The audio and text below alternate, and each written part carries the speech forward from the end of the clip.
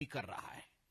वैसे में मुझे दुख होता है कि कुछ ऐसी पॉलिटिकल पार्टी हैं, खास करके कांग्रेस, जिन्होंने आरंभ में तो कहा कि हम देश के साथ खड़े हैं, हम सरकार के साथ खड़े हैं, मगर कदाचित एक दिन भी ये सरकार के साथ और हिंदुस्तान के साथ, भारत के साथ खड़े नहीं थे। प्रथम दिन से ही, डे वन से राहुल गांधी, जयराम रमेश और तमाम उनके लोग, रॉबर्ट वाड्रा से शुरू करके तमाम कांग्रेस पार्टी के नेतृत्व ने भारत के सेना, भारत के शौर्य पर सवाल उठाया है। और ये सबूत गैंग खुश नहीं है। भारत ने जो किया है उस पर यह सबूत गैंग खुश नहीं है। कल तो मुझे बड़ा दुख लगा और आश्चर्य भी लगा। आप सोच के देखिए, जयराम रमेश जो कि दाहिने हाथ है गांधी परिवार के, उनका बयान आता है और उनके बयान में कहा जाता है कि यहां आतंकवादी घूम रहे हैं और वहां जो है सांसद घूम रहे हैं। एक ही सांस में आपने आतंकवादियों को सांसदों के साथ समान कर दिया। अरे आप ये तो सोचिए कि जो सांसद घूम रहे हैं, जो सांसद बाहर डेलीगेशन में गए, वो घूमने नहीं गए, वो भारत के पक्ष को मजबूती से विश्व के दरबार में रखने गए। और उसमें आपके भी सांसद हैं, नाम हर कोई जानता है, आपके भी सांसद हैं जो अच्छे तरीके से देश के विषय को विश्व के पटल पे रख रहे हैं। और राहुल गांधी और उनके लोग कह रहे हैं कि आतंकवादी घूम रहे हैं और सांसद घूम रहे हैं। वो दिन भी था जब आतंकवादियों को पीएमओ बुलाया जाता था। तत्कालीन प्रधानमंत्री सोनिया जी के कहने पर आतंकवादियों को अपने घर, अपने निवास और अपने ऑफिस पे बुलाते थे। उनका सत्कार होता था, उन्हें तोहफा दिया जाता था। वह दिन भी हमें याद करना चाहिए जब सोनिया जी रोती थी आतंकवादियों के मृत शरीर को देखे, मृत देह को देखकर वो रोती थी। उनको कंट्रोल नहीं होता था कि क्यों ये आतंकवादी बाटला हाउस एनकाउंटर में मारा गया।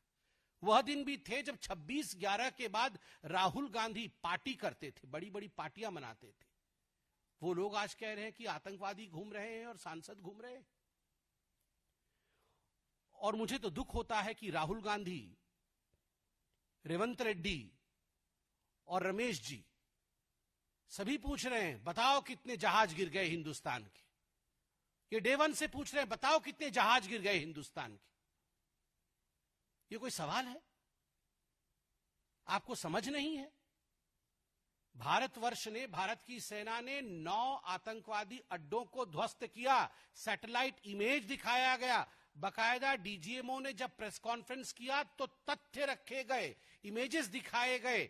देन एंड नाउ, पहले कैसे था ये मरकज, अब क्या हुआ है, ये सारी तस्वीरें दिखाई गई।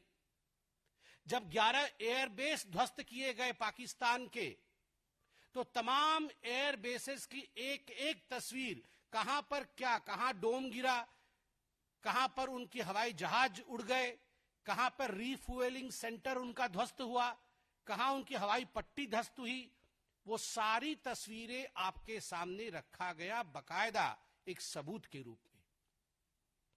अगर जहाज गिरता है तो उसका रैकेज होता है, मलबा होता है। अगर जहाज गिरती है तो उसका सैटेलाइट इमेज होता है। अगर जहाज गिरता है तो अंतर्राष्ट्रीय जगत में हलचल होती है और अंतर्राष्ट्रीय जगत के एक्सपर्ट्स भी इस पर कमेंट करते हैं, टिप्पणी करते हैं, सबूत प्रस्तुत करते हैं। मगर ऐसा नहीं हुआ। उल्टा मैं तो पीएम शहबाज शरीफ, पाकिस्तान के पीएम हैं, उन्होंने क्या कहा है मैं पढ़ देता हूं। वो कहते हैं, कोट, हमने 9 और 10 मई की रात को भारतीय सेना को जवाब देने के लिए हमला करने का फैसला लिया, लेकिन उससे पहले कि भारत के ब्रह्मोस मिसाइलों से पाकिस्तान सैन्य ठिकानों पर हमला कर दिया। हमने 9-10 मई की रात को भारतीय सेना के जवाब के लिए हमला करने का फैसला लिया था, लेकिन उससे पहले ही भारत के ब्रह्मोस मिसाइलों ने पाकिस्तान के सैन्य ठिकानों पर हमला कर दिया।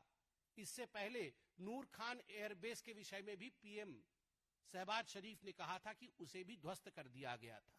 अरे राहुल गांधी, आप हमसे क्या रिपोर्ट कार्ड मांग रहे हैं, हमसे क्या सबूत मांग रहे हैं?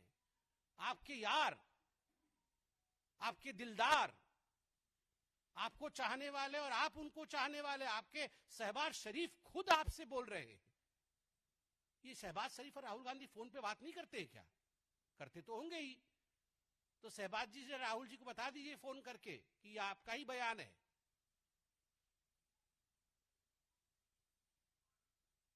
राहुल पूछो। और देखिए